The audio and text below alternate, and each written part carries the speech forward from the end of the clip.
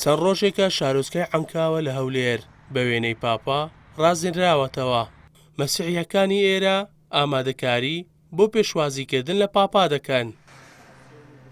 بەسیم هاوڵاتیەکی کریستیانە و بەپەرۆشە بۆ بینین و بەشداریکردنی لە مەراسیمی ئاینی قوداس کە بڕیارە لە ئێوارەی ڕۆژی یەکشەممە بە بەشداری پاپا فرانسیس لە یاریگای فڕەنسۆ هەریری لە هەولێر بەڕێوە بچێت. ئێمە وەکو مەسیحی پێمان زۆر خۆشە کە بێتن وەکو بڵێ لە بۆ دوشتی یەک هەماهەنگی یاخود پێکەوە ژیانی برایانی مسلمانان و ئێمە کریستیانان چەسپاندن زیاتر بکرێت.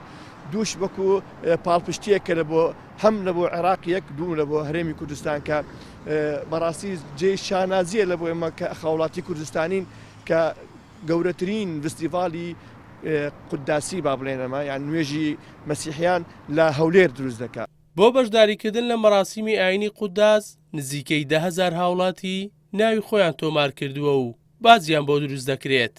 تەنها ئەو کەسانش بۆیان هەیە بەشداری لە گەورەترین مەراسیمی ئاینی کریستیانەکان بکەن. بەهۆی ئەوەی منداڵان نابێت بەشداری ئەم مەراسیمە بن، 200 منداڵ لە فڕۆکەخانەی هەولێر ئامادە دەبن لە کاتی پێشوازیکردن لە پاپا فرانسیس بە چەند زمانێکیش گۆرانی دەڵێن. البابا هو رجل سلام هو رجل فرح.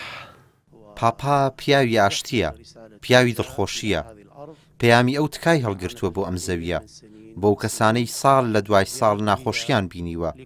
سەردانەکەی ئەو بۆ هەموو عێراقیەکانە نەک تەنها بۆ مەسیحیەکان. يقول إنه عندنا مستقبل. سەردانی پاپای فاتیکان بۆ عێراق و هەرێمی کوردستان بە ڕووداوێکی مێژووی گەورە دادەندرێت چونکە بۆ یەکەم جارە سەردانی عێراق دەکات.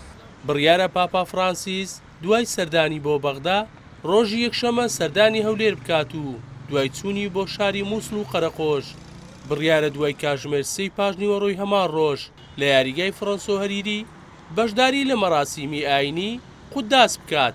ئومێد چۆمانی NRT هەولێر